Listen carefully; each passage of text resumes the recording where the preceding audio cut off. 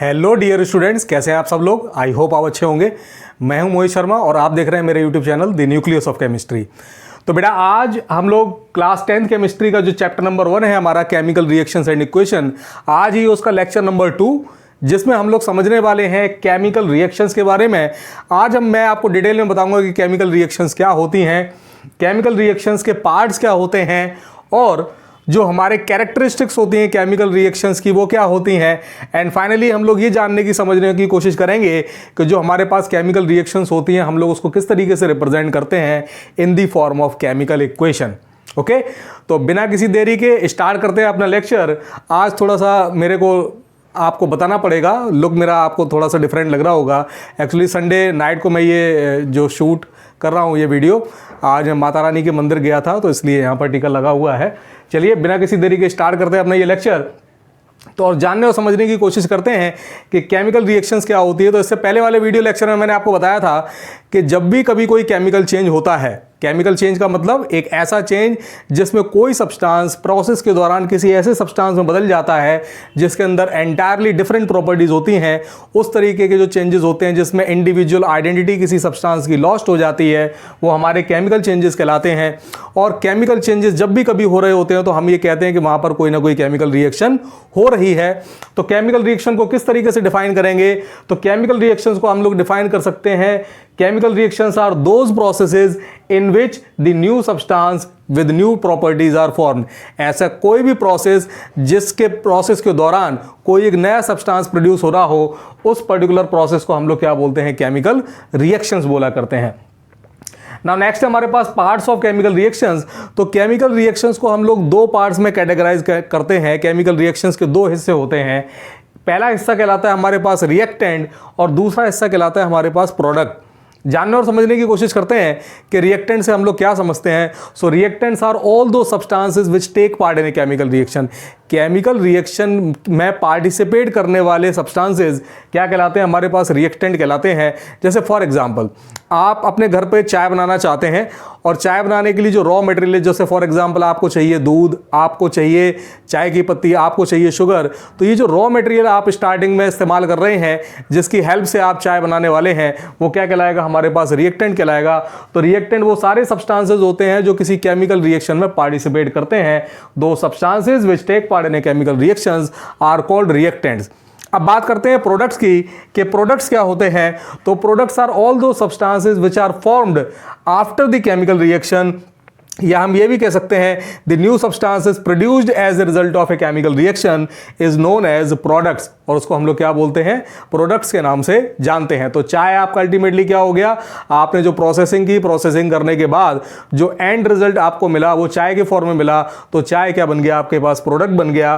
तो इसको और केमिकली हम लोग किस तरीके से समझ सकते हैं, तो फॉर एग्जाम्पल जरा समझिए इसका। जैसे आपके एनसीईआरटी में एक बहुत सिंपल सा एग्जांपल दिया हुआ है कि मैग्नीशियम जो कि रिबन के फॉर्म में मिलता है, अगर मैग्नीशियम को अगर हम लोग बर्न करते हैं, जलाते हैं, तो क्या होता है, एक डेजलिंग वाइट फ्लेम प्रोड्यूस होती है, एक वाइट कलर की फ्लेम प्रोड्यूस होती है।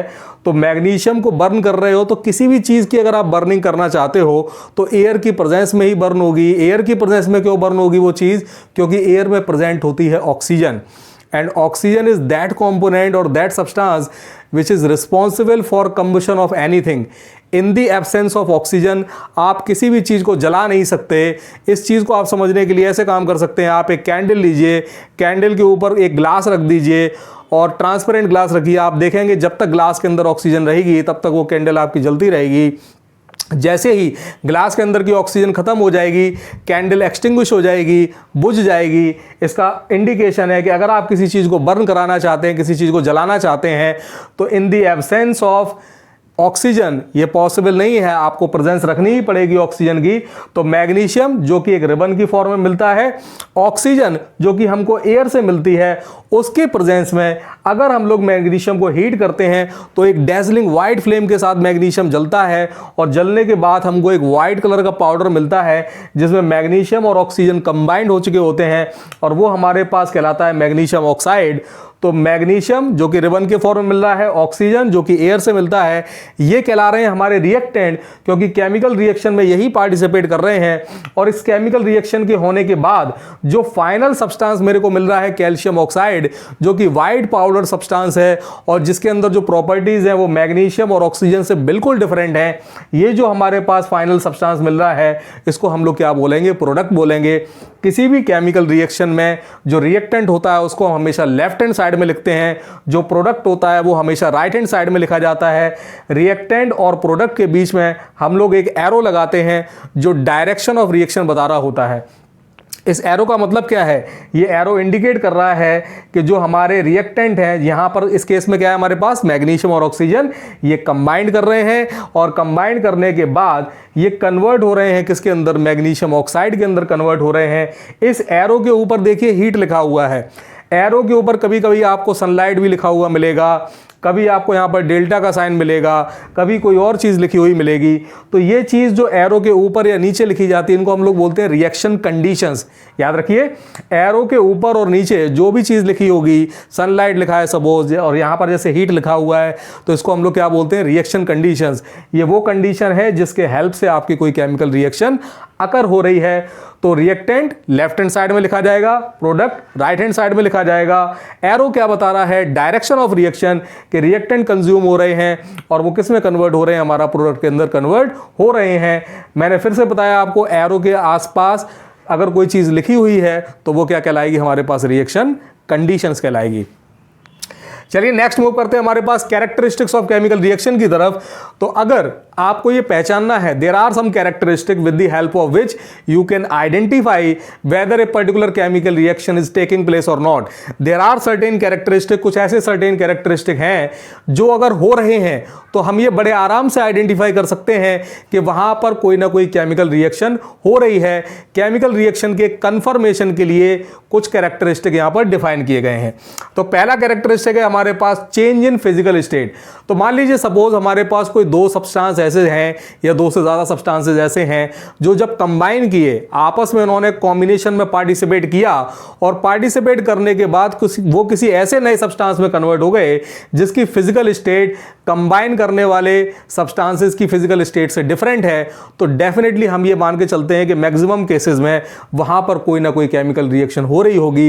इस चीज को बड़े सिंपल एग्जांपल से समझिए, जैसे हाइड्रोजन और ऑक्सीजन, आपको पता है गैसेस हैं, लेकिन अगर हम हाइड्रोजन गैस और ऑक्सीजन गैस को कंबाइन कर दें तो क्या मिलता है आपको मिलता है वाटर, जो कि लिक्विड कंडीशन में होता है। तो क्या हुआ है यहाँ पर, हाइड्रोजन गैस और ऑक्सीजन गैस कंबाइन हुए, रिएक्टेंट कहलाए और एक प्रोसेस हुई जिस प्रोसेस के दौरान ये हाइड्रोजन और ऑक्सीजन कंबाइंड हो गए एक सिंपलेस्ट रेशियो में, और कंबाइन होने के बाद ये कन्वर्ट हो गए किसी ऐसे सब्सटेंस में जो कि कहलाता है हमारा वाटर। और वाटर की प्रॉपर्टीज हाइड्रोजन और ऑक्सीजन की प्रॉपर्टीज से बिल्कुल डिफरेंट है। आपको जानकर हैरानी होगी, ऑक्सीजन मैंने अभी आपको बताया था इज हेल्पफुल फॉर कंबशन। बिना ऑक्सीजन के प्रेजेंस के आप किसी चीज को बर्न नहीं कर सकते, जला नहीं सकते। Hydrogen is highly inflammable gas. Hydrogen जो है वो एक बहुत ही ज्यादा इन्फ्लेमेबल गैस है। अभी आप आगे चल के इसके बारे में पढ़ेंगे भी। हाइड्रोजन को जब आप बर्न करते हो, थोड़ी सी क्वांटिटी में हाइड्रोजन को अगर आप बर्न करते हैं तो वो पॉप साउंड के साथ बर्न होती है। तो hydrogen gas highly inflammable gas है। Oxygen gas is helpful for combustion, लेकिन इनके कॉम्बिनेशन से जो बन रहा है सब्सटेंस वाटर, आप खुद समझिए, अगर आसपास कहीं आग लग जाती है तो सबसे पहले चीज़ जो हमारे दिमाग में आती है आग को बुझाने के लिए वो क्या होता है, वो होता है पानी। यानी पानी इटसेल्फ एक ऐसा कंपाउंड है जो ऐसे एलिमेंट्स से मिलके बना हुआ है जो दुनिया में आग लगाने का काम करते हैं, लेकिन आग लग गई है उसको बुझाने का काम कौन कर रहा है, ये पानी ही कर रहा है। तो आप देख रहे हैं बिल्कुल डिफरेंट प्रॉपर्टीज हो जा रही हैं। और इस प्रोसेस के दौरान क्योंकि फिजिकल स्टेट भी बदल रही है, तो ये हम क्या के चलेंगे कि अगर किसी प्रोसेस के दौरान फिजिकल चेंज हो रहा है, कोई फिजिकल स्टेट बदल रही है, तो डेफिनेटली वहां पर कोई ना कोई केमिकल रिएक्शन हो रही होगी। नेक्स्ट हम लोग बात करते हैं एवोल्यूशन ऑफ गैस। अगर किसी प्रोसेस के दौरान कहीं गैस निकलती हुई नजर आ जाए, जैसे एग्जाम्पल के थ्रू समझिए, हमने क्या काम किया, एसिड लिया, कोई डाइल्यूट एसिड लिया, डाइल्यूट सल्फ्यूरिक एसिड H2SO4 भी ले सकते हैं आप, डाइल्यूट हाइड्रोक्लोरिक एसिड यानी HCl भी ले सकते हैं। उसके अंदर आप जिंक के कुछ ग्रैन्यूल्स डाल दीजिए, जिंक के कुछ आप पार्टिकल्स डाल दीजिए, या फिर अगर आपको अपनी लैब में मैग्नीशियम रिबन मिल जाए तो वो भी आप डाइल्यूट एसिड के अंदर प्लेस कर सकते हैं। जैसे ही आप जिंक मेटल या फिर मैग्नीशियम मेटल का पीस उस पर्टिकुलर एसिड के अंदर डालेंगे, आप देखना शुरू कर देंगे कि थोड़ी ही देर में बबल्स का फॉर्मेशन होना स्टार्ट हो जाता है, बबल्स निकलने स्टार्ट हो जाते हैं। ये बबल्स किसके हैं? ये बबल्स हैं हाइड्रोजन गैस के। इसका मतलब ये है कि जब भी हम किसी रिएक्टिव मेटल को, जैसे फॉर एग्जांपल जिंक है या फिर हमारे पास मैग्नीशियम है, इसको हम एसिड के अंदर प्लेस करते हैं तो ये हाइड्रोजन गैस का इवॉल्व होना इस बात का इंडिकेशन है कि ये जो मेटल है कहीं ना कहीं जो एसिड है उसके साथ कंबाइन कर रही हैं और किसी ऐसे सब्सटेंस में बदल रही हैं जो कि एंटायरली डिफरेंट प्रॉपर्टीज रखेगा। यानी यहां पर जो चेंज हो रहा है वो एक केमिकल चेंज है, और केमिकल चेंज इस बात का इंडिकेशन है कि यहां पर कोई ना कोई केमिकल रिएक्शन हो रही है। नेक्स्ट हमारे पास चेंज इन टेम्परेचर। अगर टेम्परेचर में बदलाव हो रहा है, अगर आपने कोई केमिकल रिएक्शन करवाया, आपने कोई ऐसा कॉम्बिनेशन करवाया जिस कॉम्बिनेशन के होने के बाद टेम्परेचर में चेंजेस आ रहे हैं, जैसे फॉर एग्जांपल आपने चूने का नाम सुना होगा। चूने के डेले बड़े आराम से मार्केट के अंदर मिल जाते हैं। एक बहुत ही छोटा सा सिंपल सा एक्सपेरिमेंट है। मार्केट में या आपके घर में कहीं चूने के डेले पड़े हो, आप क्या काम कीजिए, आप स्टील का एक गिलास लीजिए, उसके अंदर वो चूने के जो पार्टिकल्स हैं वो डाल दीजिए, चूने का डेला डाल दीजिए। आप देखेंगे थोड़ी देर में उसके अंदर बबल्स का फॉर्मेशन होना स्टार्ट हो जाता है। आप कंटेनर को ज़रा छू के देखिए, आप जैसे ही छुएंगे आपको दिखाई दे जाएगा कि जो कंटेनर का टेम्परेचर है वो राइज कर गया है। इसका मतलब ये है कि जब हमने चूने के डेले को, जिसको हम लोग कैल्शियम ऑक्साइड भी बोलते हैं, पानी के अंदर डाला तो कुछ ऐसा हुआ है जिसके दौरान वो पर्टिकुलर कैल्शियम ऑक्साइड किसी नई चीज़ में कन्वर्ट हो गया है, जिसको हम लोग कैल्शियम हाइड्रोक्साइड बोलते हैं, और इस दौरान लार्ज अमाउंट में हीट एनर्जी रिलीज होती है। तो टेम्परेचर चेंज हो रहा है यहाँ पर, और जब भी किसी केमिकल रिएक्शन के दौरान टेम्परेचर बढ़ता है, हीट एनर्जी रिलीज होती है, तो आगे हम लोग और पढ़ेंगे इसके बारे में। इस टाइप की रिएक्शन को हम लोग बोलते हैं एक्सोथर्मिक रिएक्शंस। यानी ये जो प्रोसेस मैंने आपको अभी बताई जिसमें हीट एनर्जी रिलीज हो रही है, ये क्या कहलाएगा हमारे पास? एक्सोथर्मिक रिएक्शंस कहलाएगा। कुछ रिएक्शंस ऐसी होती हैं जहां पर टेम्परेचर एब्जॉर्ब भी हो रहा होता है, हीट एनर्जी एब्जॉर्ब भी हो रही होती है, उन रिएक्शंस को हम लोग बोलते हैं एंडोथर्मिक रिएक्शंस।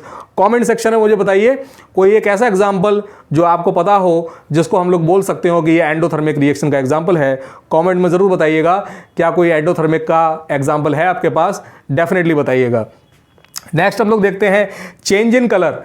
तो अगर मान लीजिए किसी दो रिएक्टेंट या दो से ज़्यादा रिएक्टेंट हमने ऐसे मिक्स किए जिनको मिक्स करने से पहले कुछ डिफरेंट कलर था, लेकिन जब मिक्स हो गए तो कलर बदल गया, ये क्या कहलाता है हमारे पास? चेंज इन कलर कहलाता है। जैसे फॉर एग्जांपल अगर हम लोग लेड नाइट्रेट और पोटेशियम आयोडाइड इन दोनों को मिक्स करते हैं तो हमारे पास एक येलो कलर का कंपाउंड मिलता है।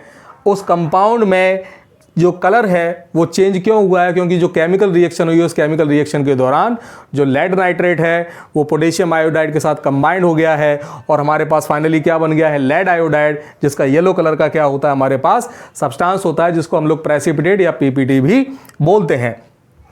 एक और इसका एग्जांपल है, मान लीजिए हमारे पास NaCl है। NaCl का सॉल्यूशन हम लोगों ने बनाया, पानी के अंदर बनाया, और हमने क्या काम किया? सिल्वर नाइट्रेट लिया। सिल्वर नाइट्रेट का सॉल्यूशन और सॉल्ट का सॉल्यूशन दोनों ही कलरलेस होते हैं, लेकिन जैसे ही आप उन दोनों को मिक्स करेंगे आपको एक मिल्की सब्सटेंस मिलेगा जो कि एक वाइट कलर का प्रेसिपिटेट होता है, वो मिलता है। यानी कलर बदल गया।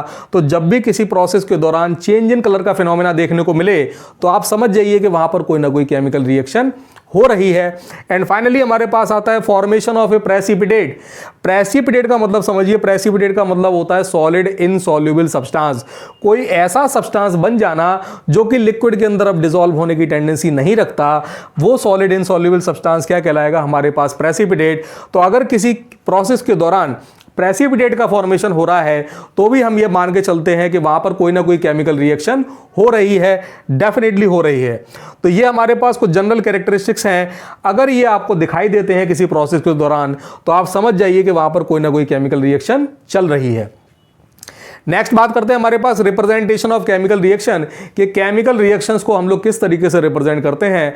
तो chemical reactions are represented in the form of a chemical equation. जो भी केमिकल रिएक्शन हो रही है उसको रिप्रेजेंट करने का सबसे आसान तरीका है, हम उसको रिप्रेजेंट करते हैं in the form of chemical equation.